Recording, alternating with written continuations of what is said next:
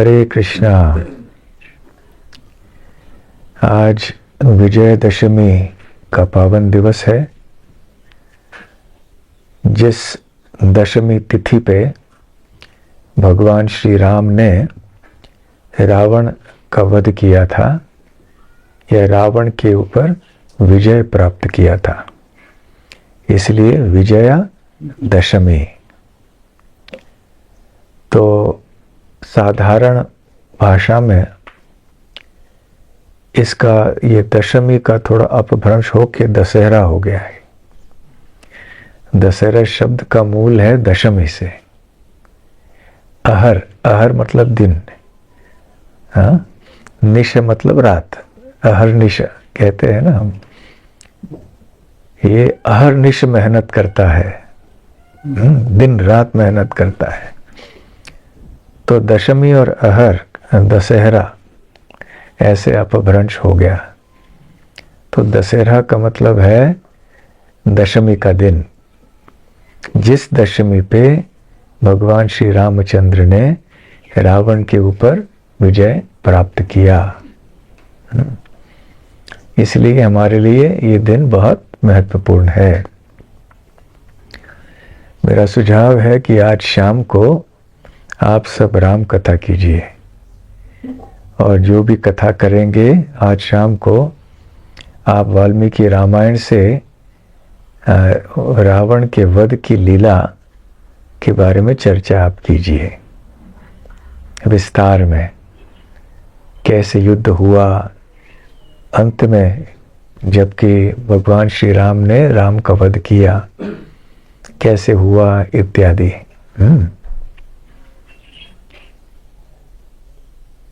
भगवान श्री राम मर्यादा पुरुषोत्तम है।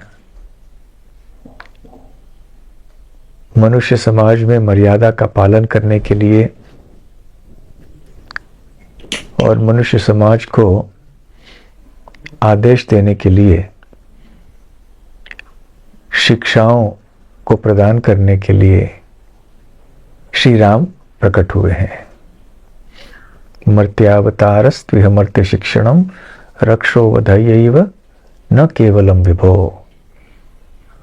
तो हनुमान जी श्रीमद् भागवत के 5वें स्कंद में प्रार्थना करते हैं कि हे विभो, हे भगवान, हे श्री राम, आप प्रकट होते हैं या भगवान प्रकट होते हैं क्यों? न केवल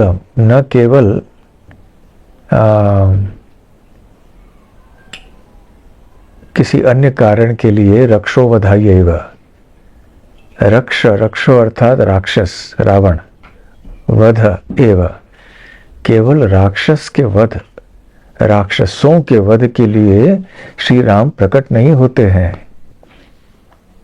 भगवान श्री रामचंद्र ने कई राक्षसों का वध किया।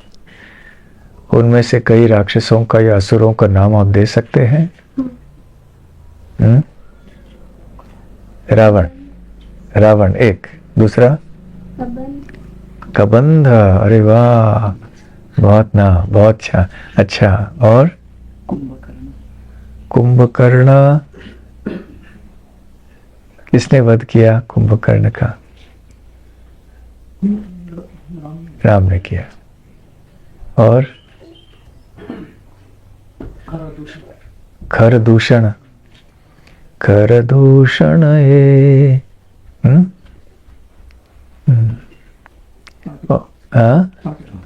ताटका।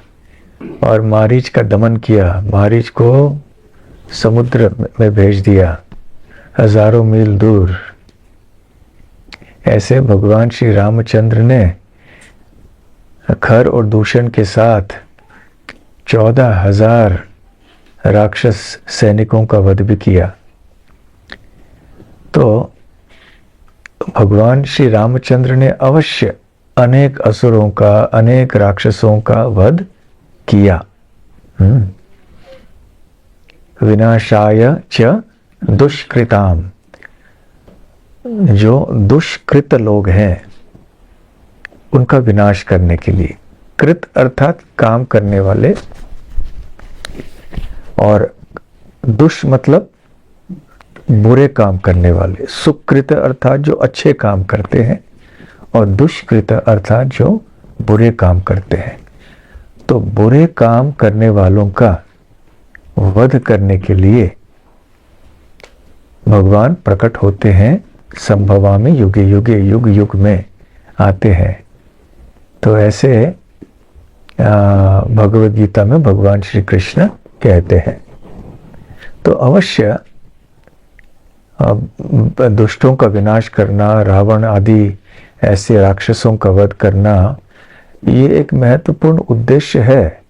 परंतु हनुमान जी बोल रहे हैं कि केवल इसलिए नहीं आते हैं भगवान राम।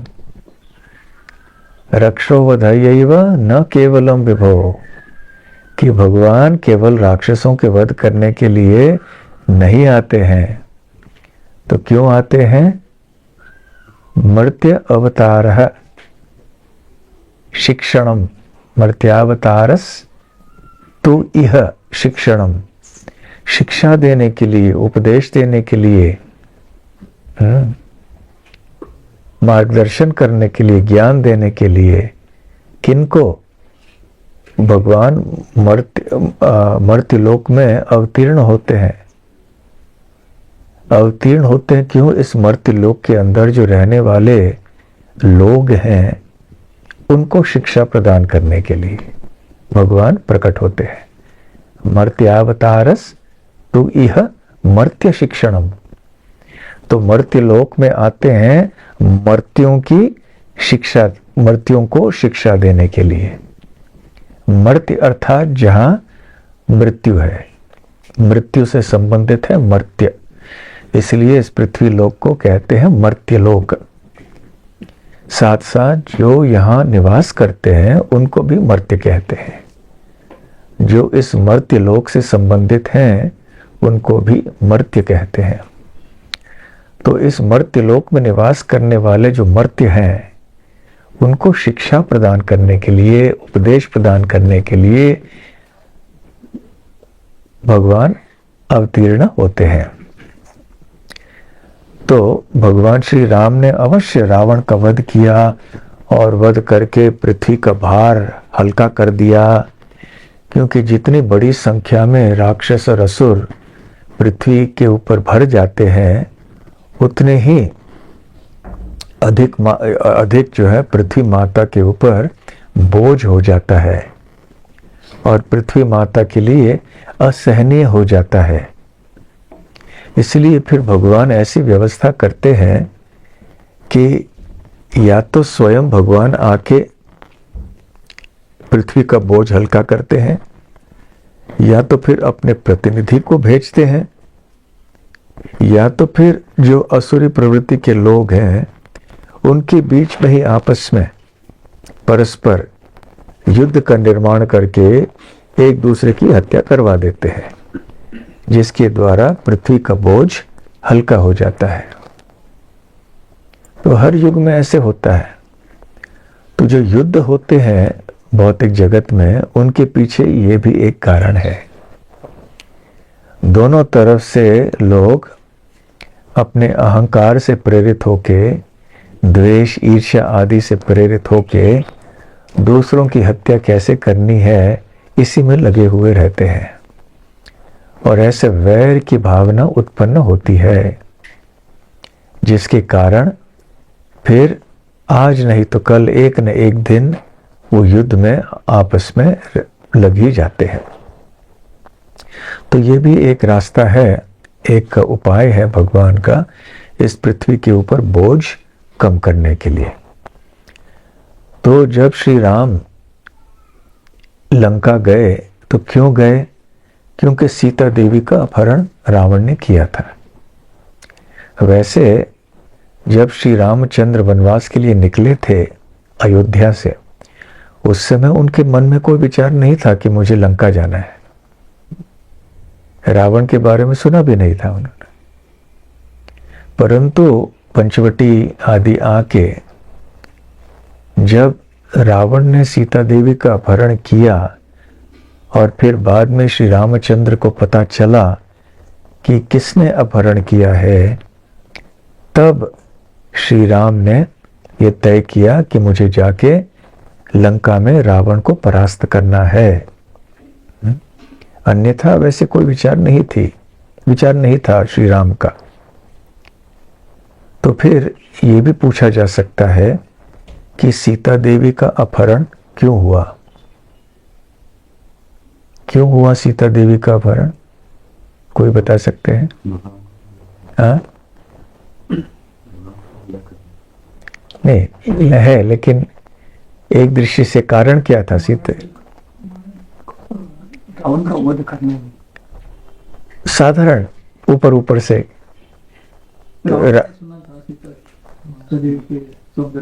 हाँ, तो रावण ने सीता देवी के सौंदर्य के बारे में सुना था। किसने बताया था? शूर्पणखा ने। क्यों बताया था शूर्पणखा में? क्योंकि शूर्पणखा श्री राम से विवाह करना चाहते थे, परंतु श्री राम ने कहा मैंने एक पत्नी व्रत धारण किया है, इसलिए मैं नहीं कर सकता तुमसे विवाह, लेकिन मेरे जो छोटे भाई हैं वो देखो अभी उपलब्ध है। परंतु श्री लक्ष्मण जी का भी विवाह हो चुका था और लक्ष्मण जी ने ठान लिया था कि अभी वनवास में मैं केवल श्री राम की सेवा करने के लिए और सीता देवी की रक्षा करने के लिए आ रहूंगा बस। तो शूर्पणखा जब लक्ष्मण के पास आई तो लक्ष्मण ने क्या किया? उनका नाक काट दिया, क्योंकि लक्ष्मण के मना करने के बाद शूर्पणखा सीता देवी के ऊपर प्रहार करने वाली थी, इसलिए लक्ष्मण ने नाक कान काट दिए शूर्पणखा के। और शूर्पणखा जो है फिर वो भागती हुई लंका गई अपने भाई रावण को शिकायत करने के लिए। और रावण भी आग बबूला हो गया कि ये कैसे हो गया, किसके इतना साहस हो गया कि मेरी बहन के प्रति इस प्रकार से प्रहार करे। तो फिर शूर्पणखा के हृदय में भी बड़ा द्वेष उत्पन्न हो चुका था, बदला लेने की भावना जो है वो भी थी। तो शूर्पणखा ने कहा कि ये राम और लक्ष्मण का काम है, और फिर जानबूझ के राम के ऊपर बदला लेने के लिए भड़काया शूर्पणखा ने रावण को कि राम की पत्नी सीता देवी बहुत सुंदर है और आपके योग्य है, आप इतने बड़े राजा हो, इसलिए आप सीता को उठा लीजिए। और क्योंकि रावण था ही इस प्रकार का व्यक्ति, तो उसने सोचा हाँ ये सही है।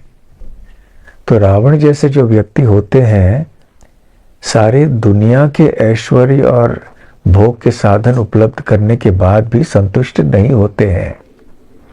भौतिक कामनाओं की समस्या ये होती है कि बद्ध जीव के अंदर भौतिक कामनाओं की सीमा ही नहीं होती है, वो कभी तृप्त ही नहीं होते हैं, एक के बाद एक उनकी मांगे चलती रहती हैं। इसलिए रावण के पास इतने सारी रानियां थीं और ये रानियां भी बहुत सुंदर थीं, फिर भी रावण संतुष्ट नहीं था। तो ये भी एक उपदेश है कि देखो इस कारण से रावण का विनाश हो गया, रावण के परिवार का संपूर्ण राज्य का विनाश हो गया। क्यों? रावण के कामनाओं के कारण। तो भगवान अपने लीलाओं के द्वारा तरह तरह के उपदेश हमको देना चाहते हैं। तो रावण ने जब सीता का अपहरण किया तो इससे हम ये सीख सकते हैं कि हमें क्या नहीं करना चाहिए। सकारात्मक और नकारात्मक दोनों प्रकार के उपदेश हमें पाए जाते हैं, हमें मिलते हैं शास्त्रों में। भगवान की लीलाओं में भी ये दोनों प्रकार के उदाहरण पाए जाते हैं। यदि युधिष्ठिर है तो दुर्योधन भी है। सकारात्मक उदाहरण युधिष्ठिर, नकारात्मक उदाहरण दुर्योधन। तो ऐसे दोनों चीज़ों का होना आवश्यक है। जिस प्रकार से जब हम किसी वैद्य के पास जाते हैं तो हमें दो प्रकार के आदेश देते हैं। एक है ऐसा करना, ऐसा करना, ऐसा करना, ये गोली लेना, ये भोजन करना, इतना व्यायाम करना, ये करना, वो करना। फिर दूसरे प्रकार के आदेश भी देते हैं, ऐसा नहीं करना, वैसे नहीं करना, ये सब नहीं खाना। तो दोनों प्रकार के उदाहरण या आदेश या उपदेश महत्वपूर्ण होते हैं। ठीक उसी प्रकार से भगवान की लीलाओं में भी दोनों प्रकार के उपदेशों का होना आवश्यक है, ताकि हम सीख सकें कि हमारे लिए आदर्श कौन है या क्या है, हमें क्या करना चाहिए, और दूसरी बात हमें क्या नहीं करना चाहिए और किस तरह नहीं बनना चाहिए, और यदि ऐसे बने तो इन कार्यों का दुष्परिणाम क्या होता है। तो रावण के उदाहरण में हम देख सकते हैं कि रावण का सब कुछ विध्वस्त हो गया, केवल रावण की कामनाओं के कारण। तो रावण के उदाहरण से श्री राम ये दिखाना चाहते हैं, रावण बहुत बड़ा पंडित था, रावण बहुत शक्तिशाली था, रावण ने बहुत कड़ी तपस्या की थी, रावण के पिताजी एक ब्राह्मण थे। इतना सब होते हुए भी रावण के अंदर कितने दुर्गुण हुए। तो इसलिए हमें बहुत सावधान रहना चाहिए। तो अभी सीता देवी के अपहरण के पीछे ये एक कारण है कि रावण की कामनाएं। दूसरा कारण क्या है?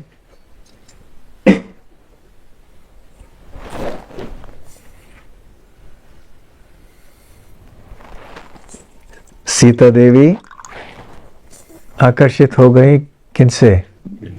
एक सुवर्ण मृग से।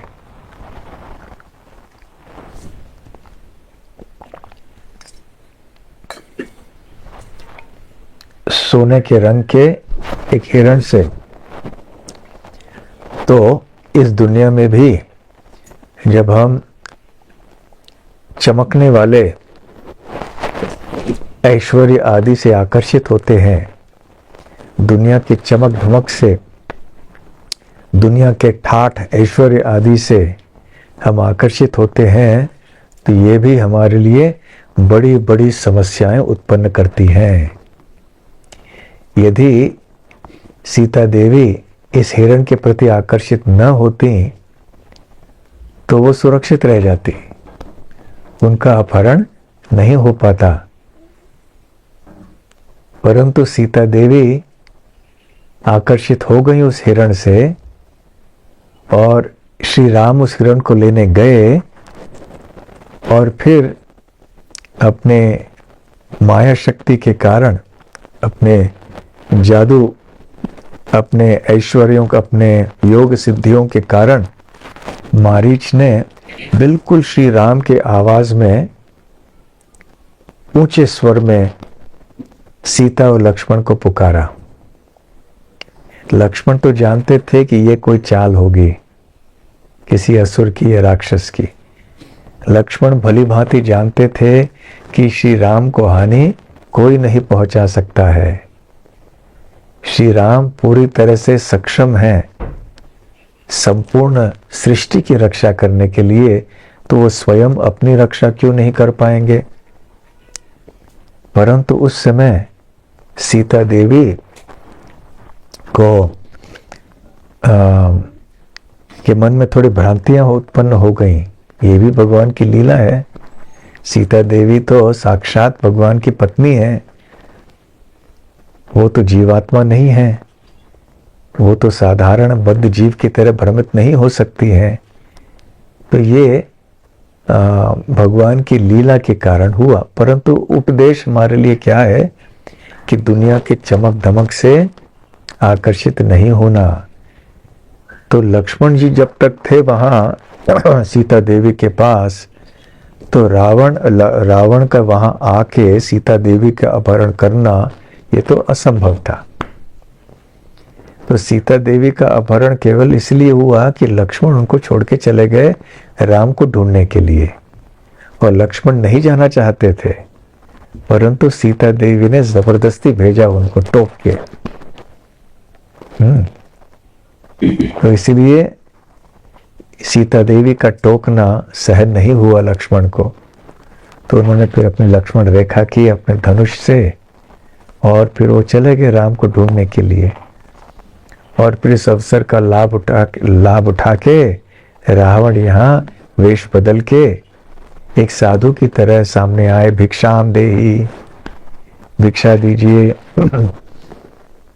और फिर हम सब जानते हैं जब सीता देवी बाहर निकली, लक्ष्मण रेखा को पार किया, तो फिर झट से रावण ने सीता देवी को पकड़ के अपने वाहन में उठा के उड़ के चला गया। तो ये दूसरा कारण है। फिर अभी आगे तीसरा कारण क्या है? इसी श्लोक में हनुमान जी बताते हैं कि जिस प्रकार से रावण की समस्या थी, सीता देवी की समस्या थी, परंतु यहाँ साथ में श्री राम भी आकर्षित थे, आसक्त थे सीता देवी से, और इसके कारण राम को कितना दुख हुआ। तो यहाँ इस संसार में जो आसक्ति होती है पुरुष और स्त्री के बीच में, ये भी हमारे लिए दुख का कारण होता है आगे चल के। यद्यपि राम और सीता तो स्वयं भगवान हैं और भगवान की शक्ति हैं, फिर भी क्योंकि वो मर्यादा पुरुषोत्तम हैं, मनुष्य समाज में हम सबको सिखाने आए हैं कि कैसे हमें रहना है, इसलिए वो उपदेश दे रहे हैं। तो ये आसक्ति जो होती है ये भी बहुत हानिकारक होती है। यदि कोई कृष्ण भावनामृत में ऐसे संबंध को सीमित रखे, तो फिर ऐसे संबंध में कोई हानि नहीं है, इसमें कोई समस्या नहीं है। परंतु कृष्ण भावनामृत के बाहर जब ऐसी आसक्तियां उत्पन्न होती हैं तो समस्या के कारण बन जाते हैं। तो खैर यहाँ पर रावण ने अपहरण कर लिया, श्री राम बहुत ही शोक कर रहे थे और इसलिए फिर वो चले गए लंका। साथ साथ में और एक चीज जो है, भगवान ने ऐसी लीला क्यों की? क्योंकि वो अपने भक्तों को उनकी सेवा करने के लिए अवसर प्रदान करना चाहते थे। वानर सेना, सुग्रीव आदि, हनुमान आदि, वो सब थे, इसलिए उनको सेवा का अवसर दिया भगवान ने स्वयं उनका संग दिया इन वानरों को। तो इसलिए रावण के वध के लिए क्या श्री राम अकेले पर्याप्त नहीं थे? रावण को क्या वानरों की आवश्यकता थी रावण का वध करने के लिए? नहीं। जब अपने इच्छा मात्र से संपूर्ण सृष्टि का संहार करते हैं और सृजन भी करते हैं, पालन भी करते हैं, केवल इच्छा से, भ्रिकुटियों को ऊपर नीचे करने की भी आवश्यकता नहीं है ये सब करने के लिए। केवल इच्छा मन में की भगवान ने, सब कुछ हो सकता है। तो फिर इतनी बड़ी लीला जिसमें इतने सारे वानर आए और इतना कुछ हुआ, वहां पे समुद्र के तट पे खड़े रहो, समुद्र देव को धमकी दे दो, फिर पत्थरों का पुल बांध के तैरते फिर चले जाओ। क्या आवश्यकता थी? क्योंकि वो अपने भक्तों को अपनी सेवा में लगाना चाहते थे। भक्तों को सेवा का अवसर देना चाहते थे और साथ साथ में भक्तों का गुण गौरव करना चाहते थे, भक्तों की ख्याति बढ़ाना चाहते थे। क्योंकि देखिए, जब समुद्र के ऊपर पुल का निर्माण हुआ, सेतु बंध गया, तो श्रेय किसको गया? वानरों को गया, वानर सेना को गया, श्री राम को नहीं। वानर सेना ने ये सेतु बनाया। तो भगवान अपने भक्तों को श्रेय देना चाहते हैं। सारी दुनिया में वो लोगों से कहना चाहते हैं कि देखो मेरे भक्त कितने महान हैं। यद्यपि ये शक्ति तो भगवान की ही थी, फिर भी भगवान भक्तों को श्रेय देना चाहते हैं। और ये विचित्र बात, एक अद्भुत बात जो हो जाती है वो ये है कि जब हनुमान जी लंका गए, उनको पुल की आवश्यकता नहीं पड़ी, छलांग मार के चले गए। लेकिन जब श्री राम कई दिनों तक समुद्र के तट पे खड़े रहे ताकि समुद्र देव आए और पुल का निर्माण हो सके, और फिर उसके ऊपर चल के श्री राम वानर सेना के साथ लंका पहुंच सके। तो हनुमान को सेतु की आवश्यकता नहीं पड़ी, परंतु श्री राम को पड़ी। तो क्या वास्तव में श्री राम को सेतु की आवश्यकता थी? नहीं थी। तो फिर क्यों सेतु का निर्माण करवाया श्री राम ने? वानर से बाकी सारे वानरों को सेवा के लिए अवसर देना और वानरों की ख्याति बढ़ाना कि देखो वानरों ने कितना बड़ा काम कर दिया, ताकि आने वाले पीढ़ियों में ये कहा जा सके कि देखो भगवान के भक्त क्या नहीं कर सकते हैं।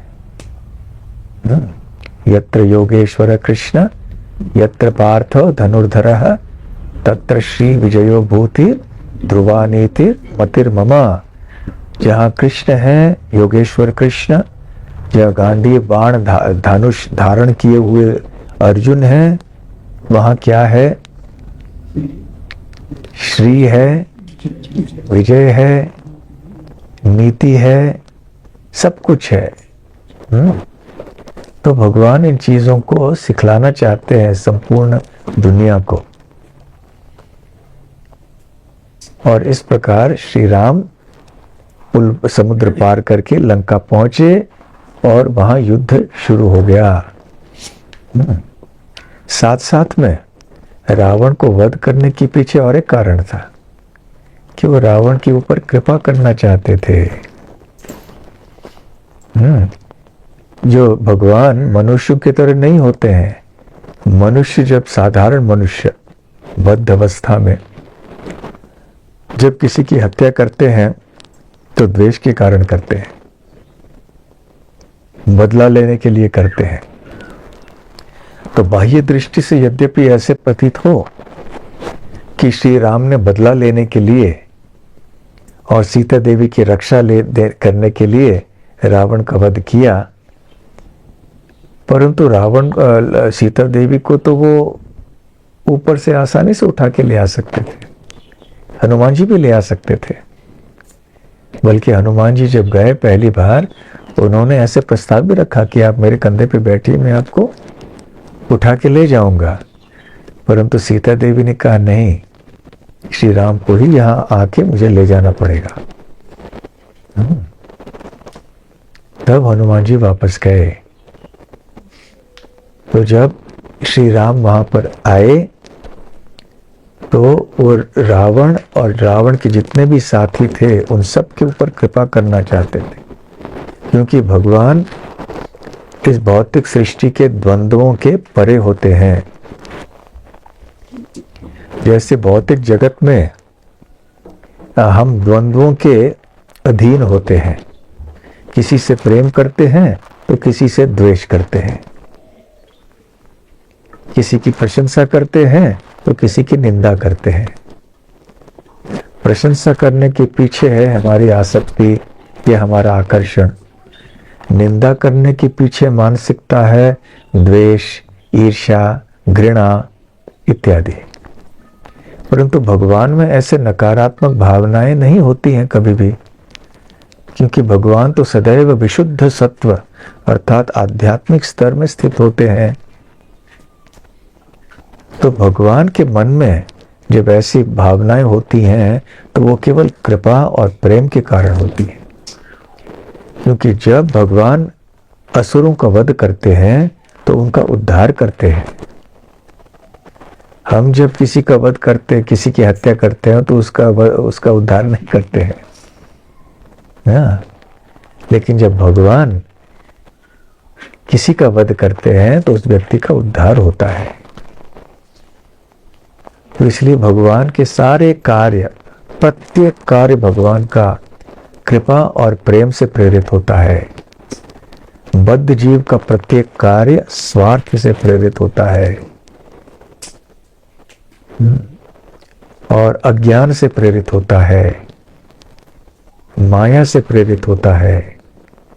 परंतु श्री कृष्ण या श्री राम का प्रत्येक कार्य प्रेम और कृपा से और संपूर्ण ज्ञान से प्रेरित होता है। तो खैर अभी युद्ध हुआ, युद्ध भी कई दिनों तक चला, उसमें उतार चढ़ाव, ऊपर नीचे बहुत कुछ हुआ और अंततः श्री राम ने रावण की हत्या की। रावण का एक नाम है दशग्रीव, बल्कि ये मूल नाम है दशग्रीव। ग्रीव अर्थात गर्दन, दशग्रीव अर्थात उसके 10 सर थे, 10 गर्दन थे और 10 सर थे। और जब श्री राम ने युद्ध में अपने तीर छोड़े रावण के ऊपर और सर काटते गए, जैसे जैसे एक सर काटा श्री राम ने और दूसरे सर को काटने का प्रयास किया तो तब तक क्या हो गया, पहला सर फिर से आ गया, दूसरा सर काट दिया, तीसरे सर काटने को जा रहे थे तो फिर दूसरा सर फिर से उत्पन्न हो गया। तो ऐसे करते करते श्री राम भी हताश हो गए, ये क्या हो रहा है। फिर क्या हो गया,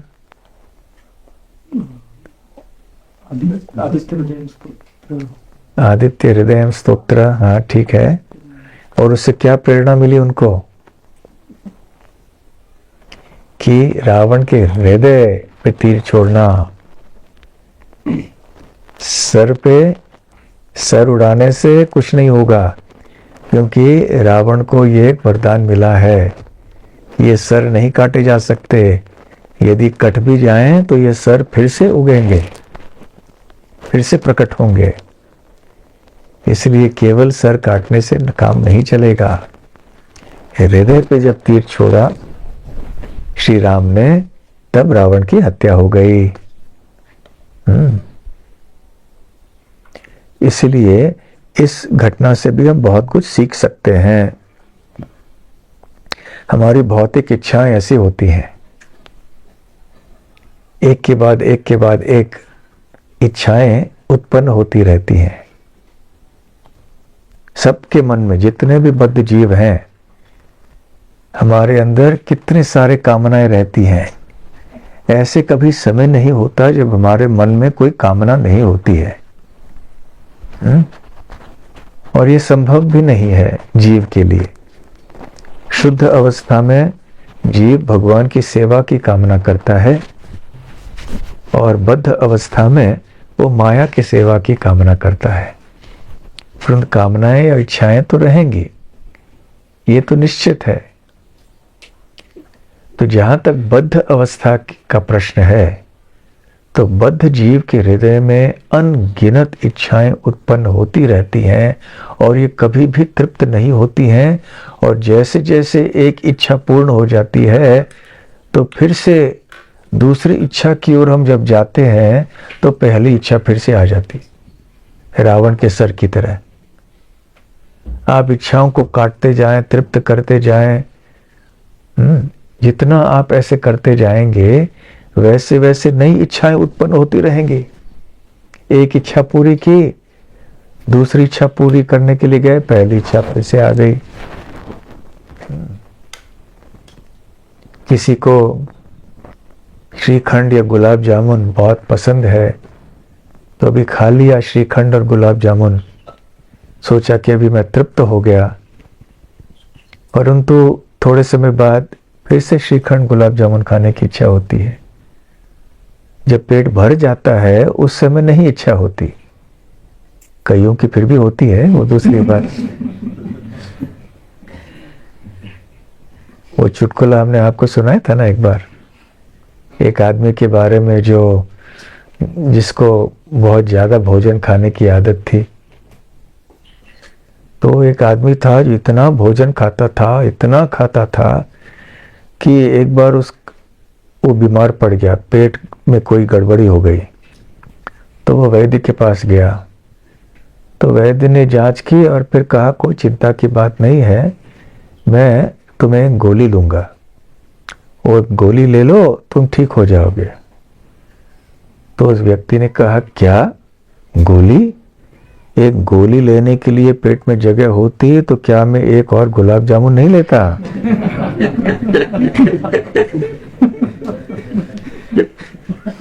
हाँ।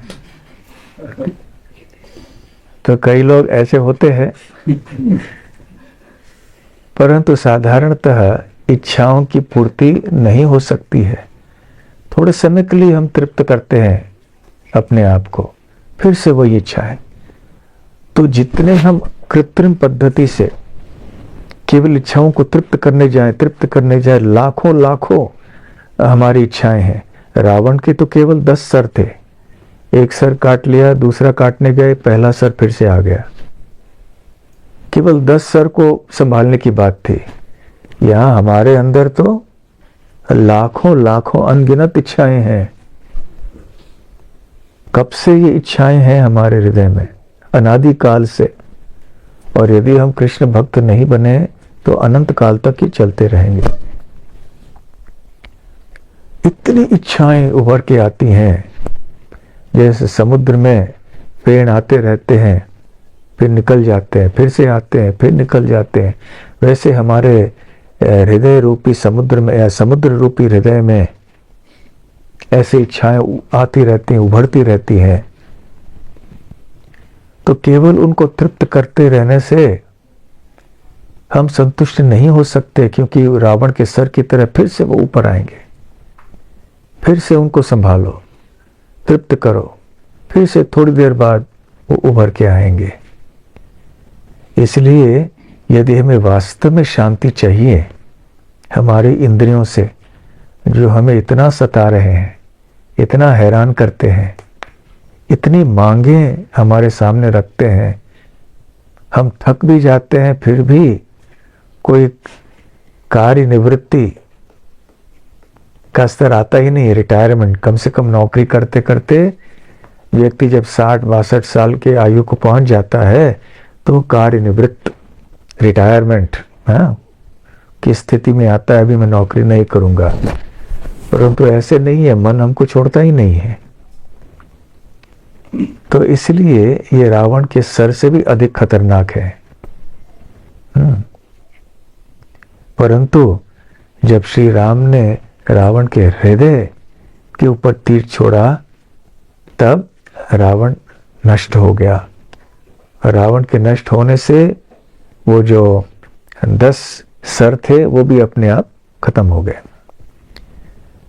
तो उसी प्रकार यदि हमने हमारे हृदय को पूरी तरह से संतुष्ट किया कृष्ण भावनामृत से, तो कृष्ण भावनामृत का पालन करने के कारण हमारे अंदर जितने भी त्रुटियां हैं, जितने भी गलत प्रवृत्तियां हैं, वो सारे के सारे नष्ट हो जाएंगे। अन्यथा और कोई उपाय नहीं है हमारे लिए।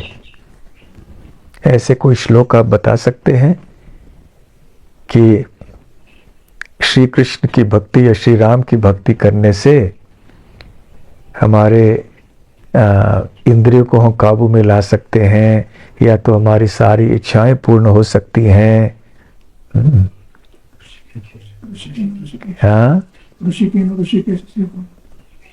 ऋषिकेन ऋषिकेश सेवा, ये केवल एक परिभाषा है कि भक्ति क्या है। विनोति शमनं कृष्ण, हाँ, विनोति शमनं कृष्ण शरीरस्य यथा शरत्। फिर प्रविष्ट कर्णरंध्रे, प्रविष्ट कर्णरंध्रे स्वानां भावसरोवरम्। ओ माइक दे दो, थोड़ा जोर से बोलो। प्रविष्टः कर्णरंध्रेण प्रविष्ट कर्णरंध्रेण, कर्ण, कर्ण मतलब कान, रंध्र मतलब जो छेद है, प्रविष्ट मतलब अंदर जाना। तो प्रविष्ट कर्णरंध्रेण, जब हमारे कानों के छेद के अंदर प्रविष्ट होता, क्या प्रविष्ट होता है? स्वानां भावसरोवरम्। स्वानाम भाव सरोरुहम, सरोरुहम अर्थात समुद्र। समुद्र। और समुद्र पे हमारे कमल जैसे हृदय के ऊपर क्या होता है? धुनोति शमलं कृष्ण, धुनोति शमलं शमलम। कृष्ण। क्या हो धुनोति शमलम मतलब? गंदगी गंदगी साफ हो जाती है, क्या करने से? कृष्ण के बारे में। नहीं, श्लोक। धुनोति शमलं कृष्ण सलिलस्य यथा शरत्। सलिलस्य यथा शरत्। शरत, तो इसका अर्थ समझाइए। शरत ऋतु में जिस तरह से पानी जैसे साफ होता है तालाब में, उसी तरह से हमारे कैसे शरद ऋतु में कैसे साफ होता है? बारिश समाप्त हो जाता है। बारिश समाप्त होने के तो बाद बारिश में क्या होता है? पंख पंख नहीं, बारिश में कीचड़ कीचड़ हो जाता है, इसलिए पानी जो है, पानी में सब मिट्टी मिट्टी रहने के कारण पानी स्वच्छ नहीं रहता। लेकिन जब बारिश या वर्षा ऋतु समाप्त हो जाती है तो पानी नीचे गिर के कीचड़ वगैरह नहीं होता है, इसलिए जो सलिल, जो जलाशय होते हैं, सरोवर तालाब आदि होते हैं, उनमें पानी स्वच्छ रहता है। तो जिस प्रकार से वर्षा ऋतु में जो तालाब मिट्टी गंद धूल आदि के कारण अस्वच्छ हुए हैं, और वर्षा के समाप्त होने के बाद शरद ऋतु के आगमन के साथ साथ ये तालाब का जल जो है स्वच्छ हो जाता है, ठीक उसी प्रकार से जब बद्ध जीव का हृदय जो होता है वो सारे गंदी इच्छाओं से मुक्त हो जाता है, जब श्री कृष्ण उसके हृदय में कमल के ऊपर निवास करते हैं। तो श्री कृष्ण का निवास करना अर्थात क्या? श्री कृष्ण का प्रेम करने से ही तो यह उत्पन्न हो सकता है। श्री कृष्ण की सेवा करने से भगवान श्री कृष्ण हमारे हृदय में प्रकट होंगे। ठीक है, और कोई श्लोक?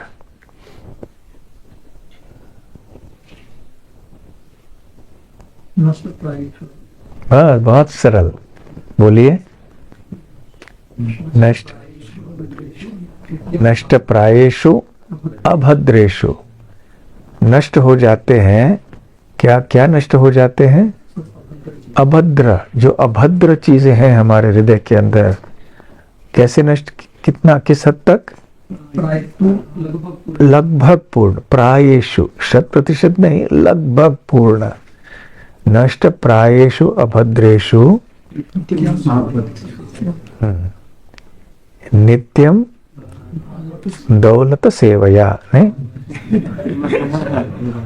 क्या था वो भाग? मैंने दौलत सुना। नित्यम भागवत सेवया। तो नित्य भागवत की सेवा करने से, श्रीमद् भागवत आदि का श्रवण पठन आदि करने से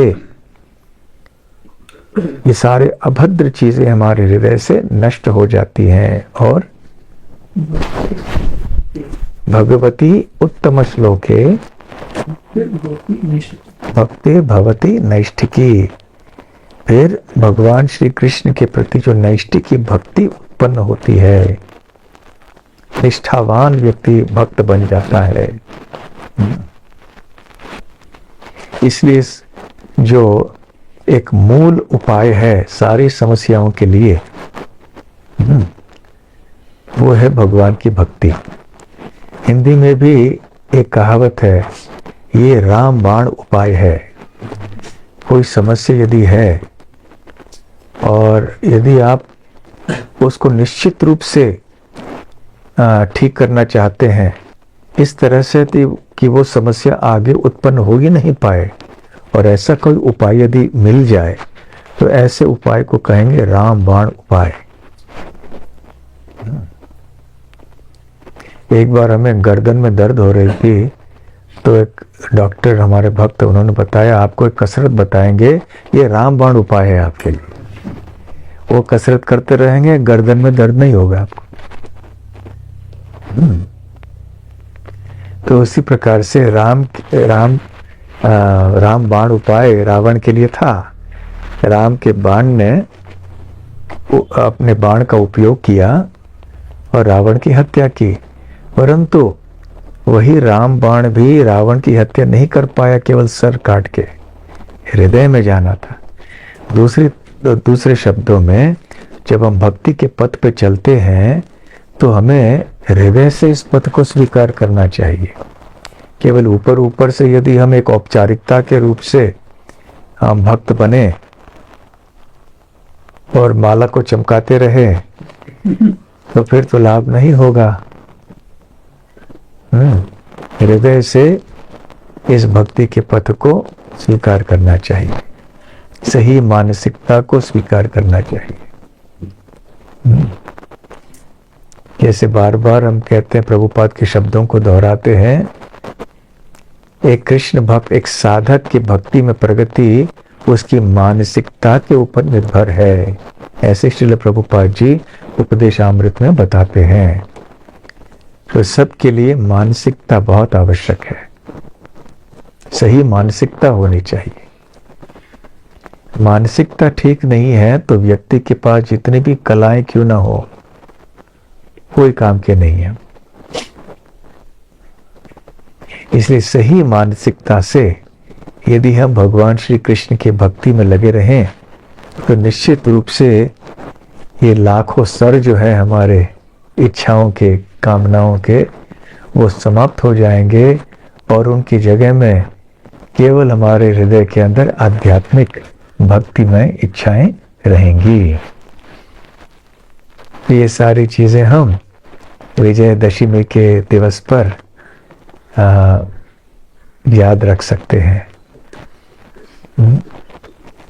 श्री रामचंद्र भगवान की जय।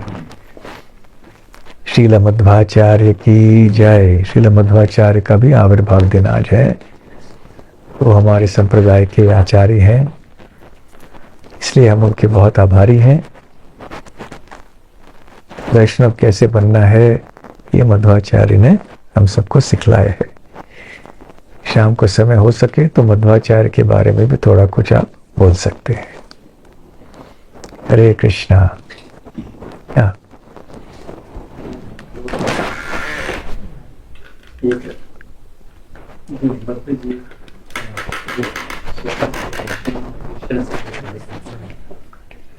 और जो भगवान प्रेम और कृपा और पूर्ण ज्ञान के कार्य करते हैं तो अंतर आता है।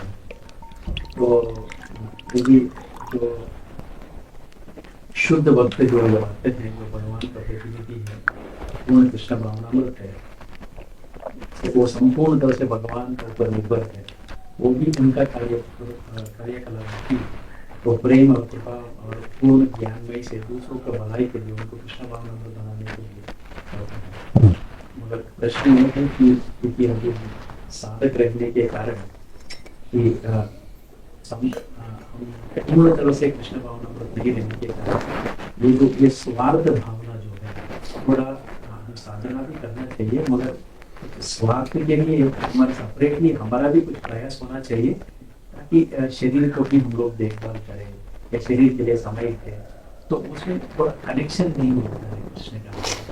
तो उसमें थोड़ा जो ये भावना, ये जो मानसिकता वो कमजोरी हो जाता है।